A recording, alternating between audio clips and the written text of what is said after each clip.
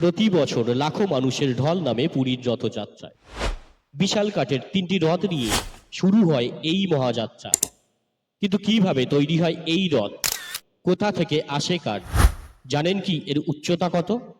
প্রতি বছর আষাঢ় মাসে ভারতের ওড়িশা রাজ্যের পুরী শহরে পালিত হয় জগন্নাথ দেবের রথযাত্রা। 3টি বিশাল রথ তৈরি হয়, কিন্তু এই রথ নির্মাণ শুধুই একটি কারিগরি কাজ নয়। এই নির্মাণের সঙ্গে জড়িয়ে আছে কিছু অজানা, অলৌকিক এবং রহস্যময় ঘটনা, যা আজও অনেকের অজানা। এই রথগুলির নির্মাণে রয়েছে এমন কিছু গোপন রহস্য যা আজও বিজ্ঞান ব্যাখ্যা করতে পারেনি। নমস্কার বন্ধুরা, আমি সুব্রত রয়েছি আপনাদের সাথে। আপনারা দেখছেন সাথে সুব্রত ইউটিউব চ্যানেলটিকে সাবস্ক্রাইব করে পাশে থাকা বেল আইকনটি ক্লিক করে দিতে ভুলবেন না। আজকের ভিডিওতে আমরা জানব পুরীর এই রথ নির্মাণের বহু অজানা ইতিহাস নিয়ে। এই ইতিহাস জানার আগে আমাদের জানতে হবে জগন্নাথ, বলরাম ও সুভদ্রার মূর্তি তৈরির রহস্য নিয়ে। তাই ভিডিওটি শুরু থেকে শেষ পর্যন্ত দেখার অনুরোধ রইল। অনেক বছর আগেকার কথা, ওড়িশার এক নির্জন বনভূমিতে এক আশ্চর্য ঘটনা ঘটে চলেছে যুগ যুগ ধরে। এই বনটি ছিল নীলাচল পাদদেশে, যেখানে বিশ্বাস করা হতো স্বয়ং বিষ্ণুদেব কোনো গোপন রূপে অবস্থান করেন। একদিন এক জেলে নদীর ধারে একটি অদ্ভুত কাঠের গুঁড়ি দেখতে পেল এবং সেই জেলে তা বাড়িতে নিয়ে যেতে চাইল। তখন হঠাৎই ঝড় উঠল এবং আশ্চর্যভাবে বিদ্যুৎ চমকাতে লাগলো। ভয়ে সেই জেলে কাঠখণ্ডটি না নিয়ে বাড়ির দিকে রওনা দিল। ঠিক তখনই আশ্চর্যভাবে আকাশ থেকে ভেসে এলো এক অলৌকিক কণ্ঠস্বর। এই গাছ আমি নিজে দারুব্রহ্ম, আমাকে পূজা করো আর আমি রূপ নেব জগন্নাথ, বলরাম ও সুভদ্রার। এই বাণী ছড়িয়ে পড়ে চারিদিকে এবং সেই সময়ের রাজা ইন্দ্রদ্যুম্ন ছিলেন এক পরম বিষ্ণু ভক্ত। তিনি স্বপ্নাদেশে আদেশ পান সেই দারুব্রহ্ম দিয়ে ঠাকুরের মূর্তি গড়ার। তখন রাজা শিল্পীদের খোঁজ শুরু করেন, কিন্তু কেউ সাহস করল না সেই অলৌকিক কাঠ ছুঁতে। ঠিক তখনই এক বৃদ্ধ কারিগর এলেন, নিজেকে পরিচয় দিলেন বিশ্বকর্মা নামে। তিনি বললেন, আমি একা এই মূর্তি করব, কিন্তু শর্ত 21 দিন আমার ঘরে কেউ উঁকি দেবে না। রাজা রাজি হলেন এই শর্তে, কিন্তু কয়েকদিনের মধ্যে কৌতূহল বশে উদ্বিগ্ন হয়ে দরজা খুলে ফেললেন রানী। তখন দেখা গেল কাঠের মূর্তিগুলি অসম্পূর্ণ।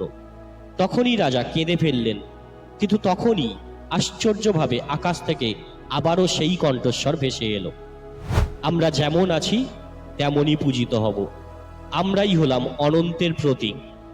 এরপর থেকেই শুরু হলো রথযাত্রার ইতিহাস। প্রতি বছর এই অসম্পূর্ণ মূর্তিগুলি 3টি বিশাল রথে করে গুন্ডিচা মন্দিরে নিয়ে যাওয়া হয়। রথ বানানো হয় বিশেষ গাছ থেকে, যা বছরের নির্দিষ্ট দিনে নির্দিষ্ট পূজা করে কাটা হয়। বিশেষ পদ্ধতিতে তৈরি সোনার কুঠার দিয়ে এই গাছ কাটা হয়। এবারে আমরা জানব এই অলৌকিক রথ নির্মাণের ইতিহাস। অনেক বছর আগে গঞ্জম জেলার এক অচপাড়া গায়ে থাকতেন এক বৃদ্ধ কাঠুরে। নাম তার বিশ্বেশ্বর। তার পিতামহ, প্রপিতামহ সকলেই ছিলেন রথ নির্মাণের নিযুক্ত। এটি শুধু একটা কাজ ছিল না, ছিল এক পরম তপস্যা। তিনি বলতেন, এই রথ শুধুই কাঠের নয়, এর প্রতিটা টুকরোয় আছে জগন্নাথ দেবের প্রাণ। বিশ্বেশ্বর যখন তরুণ ছিলেন, তখন প্রথমবার তিনি পুরীতে আসেন। তখন সদ্য ঘোষণা হয়েছে সে বছর দারুব্রহ্ম খুঁজে পাওয়াই ছিল সবচেয়ে বড় রহস্য। এক রাতে বিশ্বেশ্বরের স্বপ্নে এলেন জগন্নাথ দেব নিজেই। বললেন, আমার দারু পড়ে আছে নীলকণ্ঠ বনের কাছে, এক বিশাল নিম গাছের রূপে। ওর গায়ে থাকবে চক্র, শঙ্খ ও চোখের চিহ্ন। পরদিন ভোরেই রাজপুরোহিত ও মন্দির কমিটির সঙ্গে তিনি চললেন সেই বনভূমির দিকে। অনেক খোঁজাখুঁজির পর সত্যিই পাওয়া গেল সেই নিম গাছটি। গাছ কাটার আগে সেখানে 3 দিন ধরে চলল যজ্ঞ, ভজন ও মন্ত্রোচ্চারণ।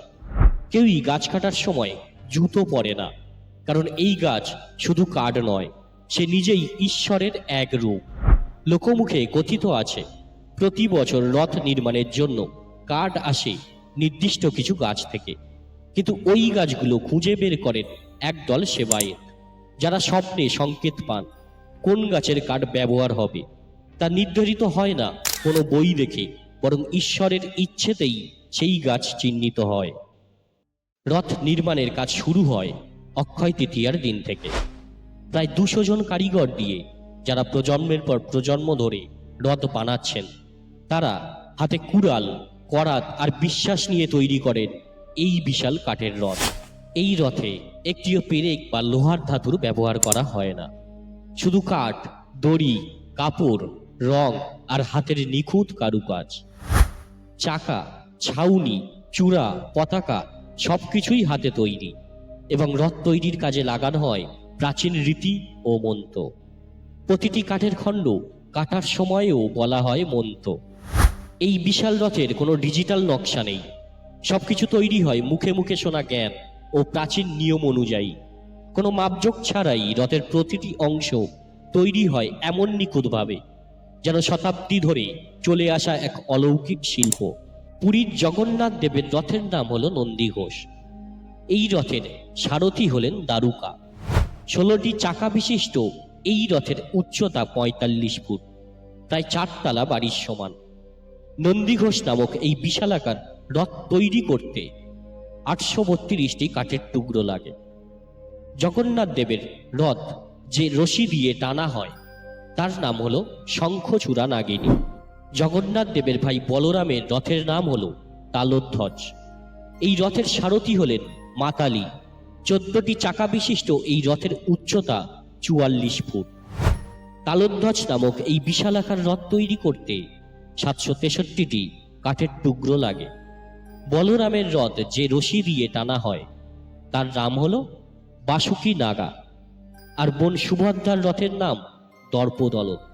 12টি চাকা বিশিষ্ট এই রথের উচ্চতা 43 ফুট। দর্পদলন নামক এই বিশালাকার রথ তৈরি করতে 593টি কাঠের টুকরো লাগে। সুভদ্রার রথ যে রশি দিয়ে টানা হয়, তার নাম হলো স্বর্ণচূড়া নাগিনী। এবারে আপনাদের জন্য প্রশ্ন হলো, দর্পদলন রথের সারথির নাম কি? অবশ্যই কমেন্ট করে জানাবেন। রথ তো তৈরি হলো, রথ যে রশি দিয়ে টানা হয় তার নামও জানা হলো। এবারে কি ভাবছেন আপনারা? রথ টানবেন? কিন্তু না, রথ এখন টানা যাবে না, কারণ শ্রী জগন্নাথ, বলরাম এবং সুভদ্রার রথ অপরিষ্কার রাস্তায় নামেন। রাজা স্বয়ং সোনার তৈরি ছাঁটা দিয়ে মন্দির চত্বর এবং রথ যে পথে অগ্রসর হবে, সেই পথ নিজের হাতে পরিষ্কার করে দেবেন। এরপর রথতিথির পূর্ণ লগ্নে শুরু হয় রথযাত্রা। জগন্নাথ, বলরাম এবং সুভদ্রার রথ নগর পরিক্রমা শেষ করে গুন্ডিচা মন্দিরে যাত্রা শেষ করে, এবং সেখানেই 7 দিন বিশ্রাম নেন তাঁরা। ভক্তদের সমাগমের মধ্যেই গড়িয়ে চলে বিশালাকারের এই 3টি রথ। তবে একমাত্র করোনার সময়ে মাত্র 1500 সেবায়েত এই রথ টেনে নিয়ে গিয়েছিলেন। রথযাত্রা শেষ হলে পুরীর রথগুলিকে খুলে ফেলা হয়, আর সেই কাঠগুলোকে ব্যবহার করা হয় জগন্নাথ, বলরাম এবং সুভদ্রার রান্নাশালে। এখন কি ভাবছেন আপনারা? এত টাকা খরচ করে এই রথটি ভেঙে ফেলা হয় রথযাত্রার পরে। কারণ কি জানেন? এই রথ একবার ব্যবহার হয় এবং পরের বছর আবার নতুন রথ তৈরি করা হয়। কারণ এই রথ দেবতার বাহন, যা শুধুই 1 বছরের জন্য পবিত্র। এবার নিশ্চয়ই ভাবছেন কত টাকা খরচ হয় এই রথ নির্মাণ করতে। একটা রথ নির্মাণের জন্য প্রায় 2 থেকে 3 কোটি টাকা খরচ হয়। তথ্য অনুযায়ী রথযাত্রার সময় খরচ হয় 262 কোটি 16 হাজার টাকা। এখন ভাবছেন এত টাকা কোথা থেকে আসে? তাহলে শুনুন, ভক্তদের ভালোবাসা থেকে আসে এতগুলো টাকা। মানুষের ভক্তির কাছে যে কোনো টাকার অঙ্ক ছোট্ট হয়ে যায়। কথিত আছে, শ্রী জগন্নাথ দেবের কাছে মন থেকে কিছু চাইলে কেউ খালি হাতে ফেরে না। তাই ভক্তদের মনস্কামনা পূরণ হলে নিজের স্বার্থ অনুযায়ী দান করেন এই মন্দিরে। অনেকেই সোনা, রূপা কিংবা ধাতুর তৈরি অলংকারও দান করেন। পুরীর রথ শুধু কাঠ, চাকা আর দড়ির সমার নয়। এ এক বিশ্বাস, আত্মা, সংস্কৃতি ও অলৌকিকতার মিশ্রণ। এই রথের প্রতিটি কাঠের মধ্যে যেন আছে ঈশ্বরের স্পর্শ। এ যেন বিশ্বাসের এক চলন্ত মন্দির। মানুষ রথ টেনে যেন নিজের পাপ মোচনের পথ তৈরি করে। হাজার বছরের ঐতিহ্য, নিখুঁত নির্মাণ শৈলী আর ভক্তির এক আশ্চর্য মেলবন্ধন। এই হলো পুরীর রথ। জয় জগন্নাথ। আজকের ভিডিওটি এই পর্যন্ত বন্ধুরা। আমি ছিলাম সুব্রত আপনাদের সাথে। ভিডিওটি শেয়ার করতে ভুলবেন না। আমাদের চ্যানেলটিকে সাবস্ক্রাইব করে পাশে থাকবেন। আবারও দেখা হচ্ছে এমন রোমাঞ্চকর কাহিনীর সাথে। ততদিন ভালো থাকবেন, সুস্থ থাকবেন। জয় জগন্নাথ।